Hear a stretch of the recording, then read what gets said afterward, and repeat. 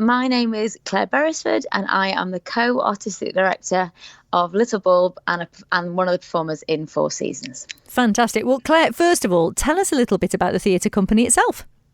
So Little Bulb is a company. We're based in Frome in Somerset, and we've actually been going now for 17 years. We met at university, and we took a show we'd all been working on together to the Fringe, and we got very lucky and we got very nice reviews and won a few awards and have been going ever since. And our first children's show, I think we didn't start off making children's shows, but in 2013 we got asked by Bristol or Vic to if we considered making a show for their studio space, and we had such a great time doing it, and we really love the challenge of we create lots of different work. Sometimes we do like gig theatre, sometimes we do rural touring, but we make a lot of work for children and families, and there is no audience that is more honest and more brilliant and more like, they just are so alive and with it, and they shout out, and we just love it. They're so hilarious and brilliant, and really keeps you on your toes. And I bet it does. Love it. I bet it's really energising as a performer. It's incredibly energizing, and in Four Seasons you need a lot of energy, because it's sort of like, for want of a better way to describe it, it's almost like seasoned circuit training with garden equipment. We do a lot of running around, grabbing loads of garden equipment, becoming different animals or weather or seasons in general, and I love doing it. But it's you need a bit of energy to do. I mean, I love the idea already. It sounds like you guys have to absolutely channel your inner children to come up with these ideas. Yeah, you know what we really do, and what we're really hoping is so the set is we kind of had a challenge to ourselves to nearly everything, I would say, is from a garden centre, or the vast majority of the set is. So it's all like garden gloves and buckets and trowels and that kind of stuff. And every sort of bit of anything we use to become an animal or a bit of or some weather is using all that equipment. And it's what we're hoping is that when children watch it, that actually when they go home, that they might think to make something, instead of throwing a yogurt pot in the bin, they'd be like, oh, that could be a set of mouses, or, so hopefully it also speaks to sort of making something out of nothing as well. That's brilliant. So it's encouraging play. It's also, by the sound of things, encouraging the outdoors too with this one, because, garden equipment, Four Seasons, getting them outside as well. So there's an element of that as well. Absolutely, yeah. And at the end, so the show, we start the show by telling children how to plant an acorn, and then the show kind of explodes out into all the seasons. But at the end of the show, we give everyone a little square of seed paper and remind them, because we've told them at the beginning what you do when you plant a seed and how to make it grow, and giving it sunlight and water. We often get children to shout out various things or ask them questions, and they're very good. They're very eager to get involved.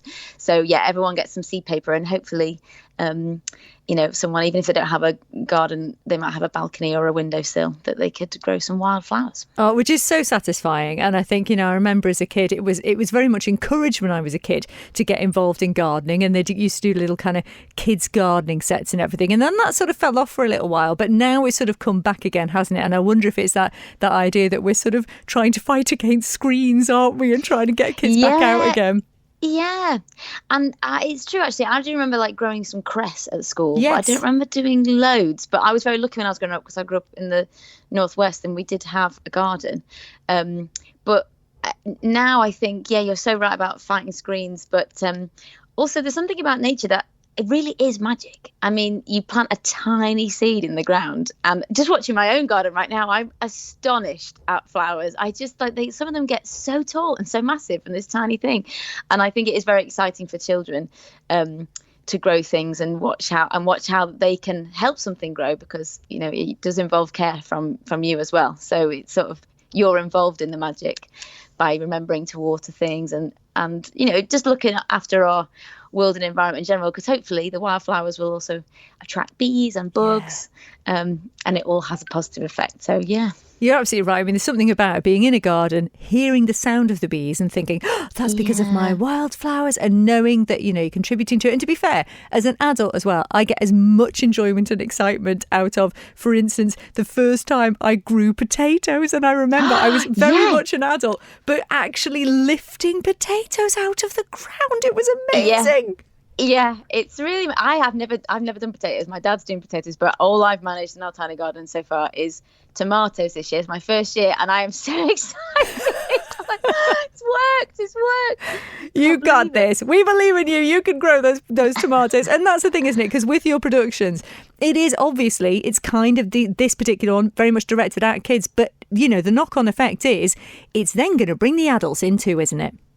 Yeah, and with all our children's shows, I mean, I'm not myself a parent, but everyone else in the company is. And so we are also very mindful and very keen that we entertain the adults as well. There's lots of sort of jokes in there, like just like nothing, like not quote unquote adult jokes, but just we really want to entertain everybody. And I would say a lot of the time we get adults coming up to us at the end of the show just saying how much they enjoyed it as well. And yeah, I think this is really something for everybody, because there's lots of different storylines within it, and there's a particular one with a kind of farmer and a dog, and we use a lot of sound effects and music that adults will recognize a lot. And yeah, it's a very fun, lively, fast-paced, like exciting, stimulating show. So we hope everyone enjoys it, and they're going to go away like feeling like they've learned something as well, which is excellent, and hopefully be inspired to get outside, which would be awesome. Yeah. And it sounds like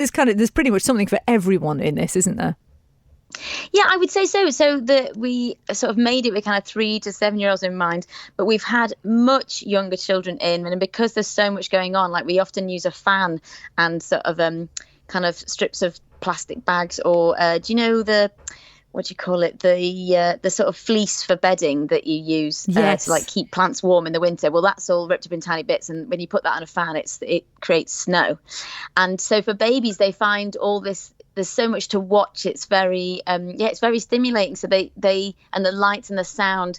And we've had much younger children like basically just sit for 45 minutes and be completely enraptured with it. We've also had a lot older children who do get all the adult jokes up for, you know, because we get everyone to make sheep noises because they're the farmer's flock, so everyone's got to practice their meh. And so they get really involved, and it really is a show for everyone. This is my level of entertainment, seriously. I'll be front and centre. I'm not even lying. Genuinely. I can't wait. It just sounds fantastic. So you're sending them away, obviously smiling, excited about getting outside, getting involved. And even just the way you described those little bits of fleece that you use to keep your plants warm. I mean, as a kid, the idea that, you know, you've got to keep your plants warm, put them in the beds, you know. I mean, that's just, yeah, the imagination. It's just bringing it back to life, isn't it? Which is for the kids, as you said, and the adults as well. And you've got 2 performances of this as part of the Spark Festival at the Villa Gaiety. So yes, I mean, anyone that's turning up, we've just heard a great kind of description of what is going to happen there. It's going to be super, super exciting. And then after you've been to the Isle of Man, what is next for you guys with Little Bulb? So this is our last. We feel very honoured, I should say, to be headlining. We've actually never been to the Isle of Man, so I'm super excited about coming to the Isle of Man. Because can't wait. But this is actually our last show of this particular tour. So we've been touring most of the spring, and so it'll be a lovely last performance of this show, and then we're heading to the Edinburgh Festival to do a show called Listen Dance, where.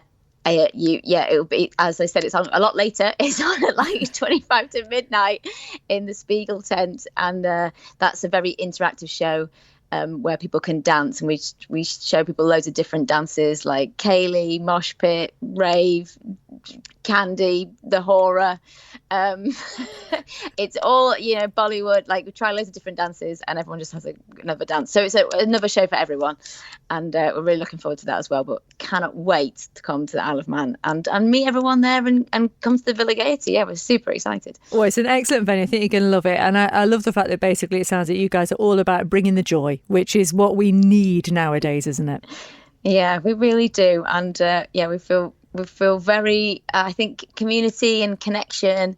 And after the show as well, I should say, we invite the children to help us. I mean, no obligation, but if we create quite a lot of mess on stage with all the different parts of the seasons, like autumn leaves and snow and cherry blossom, and we get everyone up as we're giving out the seed paper, and if they want to help us sort it out, and we have a lovely chats where we really get to know people and talk more to all the kids, because they're normally always very keen to tell us about their own gardens or their own names or what season they're born in.